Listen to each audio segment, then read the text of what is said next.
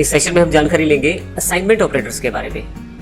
यहाँ पे मेरे पास एक चार्ट बना हुआ है। यदि आप यहाँ लेफ्ट साइड देखें तो डिफरेंट तरह के असाइनमेंट ऑपरेटर मेरे पास अवेलेबल है। जैसे सबसे पहले सिंगल इक्वल का निशान है, वह एक असाइनमेंट ऑपरेटर है। यदि मुझे कोई वैल्यू असाइन करनी है किसी वेरिएबल में तो मैं इक्वल के निशान लगाकर कर सकता हूँ। जैसे यदि राइट हैंड साइड पे देखें तो यहाँ पे सबसे ऊपर एग्जांपल में x में 10 है और y में 5 है, लेकिन यदि मैं x इक्वल टू y कर दूं तो y की जो वैल्यू है वो x में ट्रांसफर हो जाएगी। इसका अर्थ ये होगा कि x जो है वो 5 हो जाएगा, क्योंकि असाइन किया है हमने y की वैल्यू को x में, तो इस कारण से 5 जो है वो x को मिल गया है।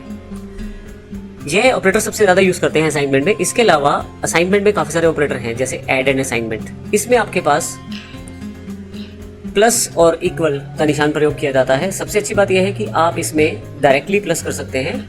अब यहाँ पे यदि आप ध्यान से देखें तो हमने दो ऑपरेटर यूज किए हैं, पहले प्लस का सिंबल है फिर इक्वल का है। एक्चुअल में यह बिल्कुल इस तरह का ऑपरेशन बनाएगा। इसमें सबसे पहले लेफ्ट साइड एग्जीक्यूट की जाएगी जिसमें एक्स और वाई को जोड़ा जाएगा, क्योंकि प्लस का ऑपरेटर पहले है। फाइनली जो आउटपुट आएगा जो कि 15 है, क्योंकि एक्स में 10 है वाई में 5 है, तो उसके पश्चात 15 की जो वैल्यू है फिर से एक्स को असाइन हो जाएगी, तो आउटपुट आपके पास 15 यानी कि 15 आ जाएगा। आप सब्सट्रैक्ट एंड असाइनमेंट ऑपरेटर का यूज कर सकते हैं। सेम फंक्शन रहेगा, इसमें x 5 आ जाएगा। मल्टीप्लिकेशन में भी सबसे पहले मल्टीप्लाई किया जाएगा x को y से और फिर वही वैल्यू x में असाइन हो जाएगी। सेम डिवीजन और मॉड्यूलस में भी सेम प्रोसेस रहेगा। तो इस तरह से आप आसानी से अपनी कोडिंग को कम कर सकते हैं असाइनमेंट ऑपरेटर्स के साथ। जैसे कि आपको यहाँ पे इस तरह से डिफाइन नहीं करना जिसमें आपको दोनों वेरिएबल्स डिफाइन करने हैं फिर उसके बाद असाइनमेंट करना है, इसकी जरूरत नहीं पड़ेगी आपको। असाइनमेंट ऑपरेटर करते समय यदि आप ये ऐड एंड असाइनमेंट का प्रयोग करें तो आपके पास एक वेरिएबल लगाने का जो स्पेस है वो कम हो जाएगा और डायरेक्टली आप उसको ऐड करके सेम वेरिएबल में असाइन कर सकते हैं वैल्यू। आइए प्रैक्टिकल एस्पेक्ट में देखते हैं असाइन एग्जाम्पल डॉट जावा से।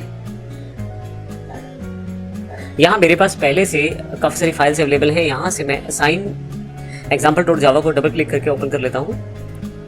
अब देखिए यहाँ पे असाइन एग्जाम्पल के नाम से मैंने एक क्लास बना रखी है। उसमें मैंने 3 वेरिएबल लिए हैं, x, y और z।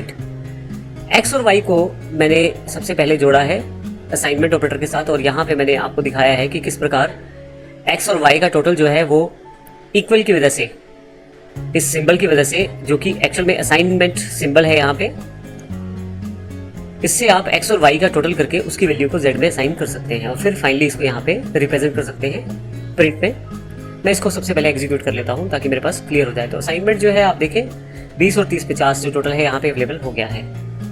दूसरे एग्जांपल में देखिए हमने फिर से वैल्यूज इनिशियलाइज की है दोबारा ताकि आपको समझने में कोई दिक्कत ना आए। फिर से x को 20 रखा है, y को 30 रखा है और z को 50 रखा है। अब की बार z प्लस इक्वल लगाया है हमने, यानी कि एड असाइनमेंट। इस केस में आप देखें तो टोटल जो है वो 70 हो गया है। इसी तरह से सब्सट्रैक्ट एंड असाइनमेंट को अगर आप देखें वहां पे जो आउटपुट है वो 30 आ गया है। हर बार हमने वैल्यूज को दोबारा इनिशियलाइज करवाया है ताकि शुरू से एग्जांपल स्टार्ट हो। अब नहीं भी लगाएंगे तो कोई फर्क नहीं पड़ेगा, बट आउटपुट में आपको थोड़ा समझना मुश्किल हो जाएगा। तो इस तरह से हमने डिफरेंट तरह के ऑपरेटर्स और असाइनमेंट को प्रयोग करके असाइन किया है, डिफरेंट तरह के एग्जाम्पल को यहाँ पे वर्कआउट किया है।